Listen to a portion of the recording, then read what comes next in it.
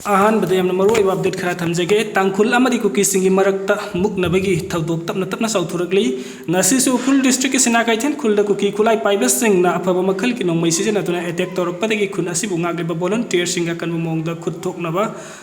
हौख्रे पावसिना मखा तारिबना ngasi पुंग तरागा माथोइरोम ताबा मतम अद्वाइदा टिंगपीपुंग दगी cookie खुलाई पाइबा सिंगना सिना काइथेन मनाक्ता संगसिलकलगा अमुक हन्ना अटैक तौरकपदगी तंखुल volunteer सिंगी माइकैदगी सुखुत हनकी हौजिकसु हाइरिबा मफम असिदा नकल अनिगी मरक्ता खुत्थोकनरी नोंगमै कापनारिबा मफम अदुदा सिक्युरिटी फोर्स संगसिलकपा ngamdri हाइबगी पाउ लेरी मणिपुरदा हौजिक चथरिबा रेलवे प्रोजेक्ट की पंदना लेरिबा थबक थौरम सिंगी मतंगदा चीफ मिनिस्टर यमनाम खेमचाना लुचिंगनि रिव्यू मीटिंग चथखरे उखरुल डिस्ट्रिक्ट की लिटान पुलिस स्टेशन कोनबा मपिथेल हिल रेस्ट असिबा हक्सांग अनि लेरमले असिबा हक्सांग अनि एदु थवाई कुकी विलेज तगी थेंगिन बाइते अमदी संकाई कुकी खुलदगी थांगबोइमांग खोंगसाइनी हाइरी थवाई कुकी खुलदगी सकंगदबा सिंगना मियोय निफादुना पुसागा हतोकलंबगी थौदोक असि एनआईए दा सिन्नदुना तिजन हनलगनी हाइना चीफ मिनिस्टर खेमचाना असेंबली की हाउस दा लाउथोकरे एशिया की लान मर्चेंट शिप सिंग अटैक चथरकपदा इंडिया मचा अनि सिरे अमा थीबा खंगद्री वेस्ट एशिया दा इजराइल यूएस अमदी ईरान की मरक्ता थोकलिबा लान सिना मरम ओइरगा ईरान मालेंगी थावगी ख्वाइदगी मरुइबा लंबी ओइबा स्ट्रेट ऑफ हॉर्मुज दा सिफ अमदा चटपे यारो हायना थिंग मथमख्रबा मतुंग असि स्ट्रेट ऑफ हॉर्मुज का लोइना लेबा गल्फ रीजन द पंदुना लेरिबा कमर्शियल शिप मर्चेंट शिप सिंग द अटैक चथरकपदा इंडिया मचा अनि सिरे अमसुंग अतोपा मन थीबा खंगद्रे हायना इंडिया की एक्सटर्नल अफेयर्स मिनिस्ट्री ना फोंदुरखरे मिनिस्ट्री असगी स्पोक्सपर्सन रणधीर जॉयशवालना फोंदुरखिबदा लेगांगना गल्फ रीजन द लेरिबा इंडिया मचा सिंग अमसुंग मर्चेंट शिप सिंग की मूवमेंट कुमने किंगसिली मसिदा नतना गल्फ रीजन द लानो सिदा सोकलबा इंडिया मचा सिंग लायेंगबदा लेंगा की माइकैदगी अंगमा मतेंग पांगली हाइकी स्टेट वेस्ट एशिया की लान असि असुम चाउथोरकपना मरम ओइरगा सेंटर लेगांगना मफम असिदा लेबा इंडिया मचा सिंगी सेफ्टी की खलगा खोंगनै थुना थबक पाइखटपा गमनबगी दामक कंट्रोल रूम अमा सेमगटख्रे हौजे स्ट्रेट ऑफ हॉर्मुज अमदी गल्फ रीजन दा पंदुना लेरिबा शिप सिंग दा माइकै खंगना अटैक चथरगली अटैक सिंग असि इजराइल यूएस नसु ईरान ना तौबनी हाइना अमदी ईरान नसु इजराइल यूएस ना चथबनी हाइरी ब्रांडेड ओइरे लाउथोखरबी नुपी अमा लंबीगी कोंगकुत्ता एम्बुलेंस सुजिनबदा हिंगलखरे उत्तर प्रदेश की बारवेलीदा लेबा प्राइवेट हॉस्पिटल अमगी डॉक्टर सिंगना ब्रांडेड ओइरी हाना लाउथोखरबी नुपी अमा अरोइबा मथौ मंगम पांगथोकनबगी दमक मयुमदा एम्बुलेंस अमदा पुथोरकपदा लंबीगी कोंगकुत्ता एम्बुलेंस अदु सुजिनबदा हिंगलखरे हाना एजेंसी की पाउना फोंदुरगली बिनीता शुक्ला कौबी नुपी असि नादुना लेरमबदगी फिबम सोकचिलकले हाइदुना लेंगा के हॉस्पिटल पुखतकी लेंगा के हॉस्पिटल अदुगी डॉक्टर सिंगना कंडीशन लूरे हाइदुना बारवेलीदा लेबा प्राइवेट हॉस्पिटल दा रिफर तौकी प्राइवेट हॉस्पिटल अदुदा महाक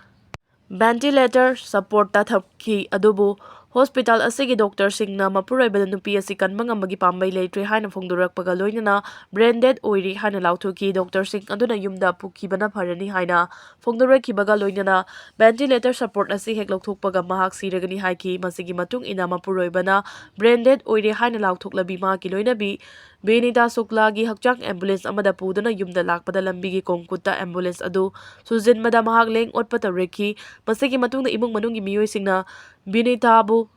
पेलिविटा लेबा अतोपा प्राइवेट हॉस्पिटल अमदा पुखतुना लायेंग चथरकपदगी हौजिक रिकवर तौदुना युमदा पुथरकले हाइरी इंडियाना यूएस की मिचंग चंगलिबा करिगिनो मोदी असि ट्रम्प की मिनाइनी केजरीवाल इजराइल यूएस अमनी ईरान की लाना मालेंगी मफम कयादा एलपीजी फंगदबगी खुदोंगचादबा कया मायोंगना हलक्तुना मियामना चैथेंग पीरिङै आम आदमी पार्टी एएपी की national convener Arvind Kejriwal PM Modi दा ओनसिलदुना इजराइल यूएस अमदी ईरान की लान मनुंग असिदा इंडियाना लेपलिबा खोंगफम असि कदाई वाइदनो हाइना हंखिबगा लोइनना मतम सांगना लेंगदना लेरकलबा इंडिया की न्यूट्रलिटी की ओइबा फॉरेन पॉलिसी बु नाथाइदुना थमलगा मोदी ना लुचिंगबा लेंगा असिना लेपलिबा खोंगफम असिना प्राइम मिनिस्टर मोदी असि ट्रम्प की मिनाइनी हाइबा मयेक सेंगना ताकले हाइना फोंदोखरे केजरीवाल हाई एलपीजी अमसुंग अतोपा इनर्जी सेक्टर सिंगदा अवाबा कया मायोंगनरकपा अमसुंग खुदोंचादबा कया लेरकपसिना लेबा असिगी मियोय क्रोर अमरोम थबक तत्पा याबगी चांग वांगना लेरे मसिगी मरोइबा मरमदी ईरान थावगी मरोइबा लंबी ओइरिबा स्ट्रेट ऑफ हॉर्मुज थिंगजिनखिबदगिनी इंडिया की फॉरेन पॉलिसी असि ममांगैदगी हौना कनागी सुमिचंग चंगदबा हाइबसिदा युमफम ओइदुना लाखिबनी अदुबु मोदी लेंगाना मतम सांगना लेबा असिगी मरुफ ओइरकलबा ईरानदगी ममाय लेथोरकलब ꯊꯣꯛꯄ ꯑꯃꯁꯨꯡ ꯏꯖ꯭ꯔꯦꯜ ꯑꯃꯗꯤ ꯌꯨꯑꯦꯁꯀ ꯀꯣꯟꯁꯤꯟꯅꯗꯨꯅ ꯃꯈꯣꯏꯒꯤ ꯌꯥꯊꯪ ꯃꯇꯨꯡꯏꯟꯅ ꯆꯠꯄꯗꯒꯤ ꯂꯥꯟ ꯑꯁꯤꯒꯤ ꯆꯩꯊꯦꯡꯁꯤꯡ ꯑꯁꯤ ꯃꯥꯌꯣꯛꯅꯗ꯭ꯔꯕꯁꯨ ꯌꯥꯕꯗꯨ ꯃꯥꯌꯣꯛꯅꯍꯟꯕꯅꯤ ꯍꯥꯏꯈꯤ꯫ ꯁꯦꯜ-ꯊꯨꯝꯒꯤ ꯑꯋꯥꯕꯅ ꯃꯃꯥ ꯃꯄꯥꯅ ꯃꯆꯥꯕꯨ ꯂꯨꯄꯥ ꯂꯥꯈ 1.5ꯇ ꯌꯣꯟꯈ꯭ꯔꯦ꯫ ꯇꯦꯂꯪꯒꯥꯅꯥꯒꯤ ꯃꯦꯗꯥꯛ ꯗꯤꯁꯇ꯭ꯔꯤꯛꯇ ꯁꯦꯜ-ꯊꯨꯝꯒꯤ ꯑꯣꯏꯕ ꯑꯋꯥꯕꯁꯤꯡꯒꯤ ꯃꯔꯝꯗꯒꯤ ꯃꯇꯩ ꯃꯅꯥꯎ ꯑꯃꯅ ꯃꯈꯣꯏꯒꯤ ꯊꯥ ꯑꯃꯠꯇ ꯉꯥꯏꯔꯤꯕ ꯑꯉꯥꯡ ꯑꯃ ꯂꯨꯄꯥ ꯂꯥꯈ 1.5ꯒꯤꯗꯃꯛ ꯌꯣꯟꯈꯤꯕꯒꯤ ꯊꯃꯣꯏ ꯁꯣꯛꯄ ꯊꯧꯗꯣꯛ ꯑꯃꯒꯤ ꯄꯥꯎ ꯂꯥꯛꯈ꯭ꯔꯦ꯫ ꯄꯨꯂꯤꯁꯀꯤ ꯃꯇꯨꯡꯏꯟꯅ ꯑꯉꯥꯡꯗꯨꯒꯤ ꯃꯄꯥ ꯀꯦꯊꯥꯕꯠ ꯃꯍꯦꯁ ꯌꯨꯗ ꯂꯥꯏꯆꯨꯕ ꯑꯃꯅꯤ ꯑꯃꯁꯨꯡ ꯌꯨꯗ ꯁꯦꯜ ꯈ꯭ꯔꯁ ꯇꯧꯔꯤ, ꯃꯗꯨꯅ ꯃꯔꯝ ꯑꯣꯏꯗꯨꯅ ꯁꯦꯜꯒꯤ ꯏꯄꯥꯛꯇ ꯇꯥꯍꯟꯈꯤ꯫ ꯏꯃꯨꯡꯒꯤ ꯆꯪꯒꯗꯕꯁꯤꯡ ꯁꯤꯟꯕ ꯉꯝꯗꯕꯗꯒꯤ ꯃꯍꯥꯛ ꯑꯃꯁꯨꯡ ꯃꯍꯥꯛꯀꯤ ꯅꯨꯄꯤ ꯃꯟꯖꯨꯂꯥꯅ ꯃꯈꯣꯏꯒꯤ ꯅꯧꯅ ꯄꯣꯛꯄ ꯃꯆꯥꯅꯨꯄꯥ ꯌꯣꯟꯅꯕ ꯋꯥꯔꯦꯞ ꯂꯧꯈꯤ꯫ ꯃꯦꯗꯥꯛꯇ ꯂꯩꯕ government mother and child care ꯁꯦꯟꯇꯔꯗ ꯃꯟꯖꯨꯂꯥꯅ ꯐꯦꯕ꯭ꯔꯨꯋꯥꯔꯤ 10ꯗ ꯑꯉꯥꯡ ꯑꯗꯨ ꯄꯣꯛꯈꯤ꯫ ꯆꯌꯣꯜ ꯑꯃꯒꯤ ꯃꯇꯨꯡ ꯃꯇꯩ ꯃꯅꯥꯎ ꯑꯗꯨꯅ ꯃꯌꯥꯏꯆꯥꯕꯤꯁꯤꯡ ꯀꯨꯃꯥꯔꯤ ꯅꯥꯒꯔꯥꯖꯨ ꯑꯃꯁꯨꯡ ꯁꯣꯐꯅꯥꯗ ꯊꯧꯔꯥꯡ ꯑꯃ ꯇꯧꯕꯤꯅꯕ ꯆꯠꯈꯤ꯫ ꯑꯉꯥꯡ ꯑꯗꯨ ꯃꯆꯥ ꯂꯩꯖꯗꯕ ꯃꯇꯩ ꯃꯅꯥꯎ ꯑꯃꯗ ꯂꯨꯄꯥ ꯂꯥꯈ 1.5ꯗꯒꯤ ꯂꯨꯄꯥ ꯂꯥꯈ 1.60 ꯂꯣꯝꯗ ꯌꯣꯟꯈ꯭ꯔꯦ ꯍꯥꯏꯅ ꯄꯨꯂꯤꯁꯅ ꯍꯥꯏꯈꯤ꯫ ꯂꯩꯔꯤꯕꯁꯤꯡ ꯑꯗꯨ ꯀꯥꯔꯟꯆꯦꯂꯥ ꯈꯨꯟꯒꯤ ꯅꯥꯔꯥꯁꯣꯂꯥ ꯔꯥꯖꯨ ꯑꯃꯁꯨꯡ ꯔꯟꯖꯤꯇꯥ ꯀꯧꯏ ꯍꯥꯏꯔꯤ꯫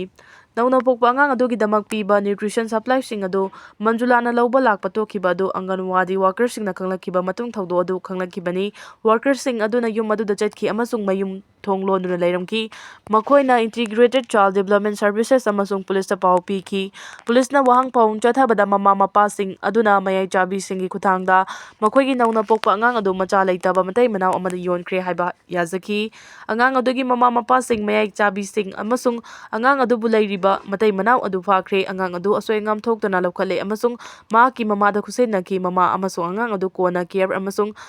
ꯀꯥꯎꯟꯁꯦꯂꯤꯡꯒꯤꯗꯃꯛ ꯃꯦꯗꯥꯛꯇ ꯂꯩꯕ ꯁꯥꯈꯤ ꯁꯦꯟꯇꯔꯗ ꯊꯝꯈ꯭ꯔꯦ꯫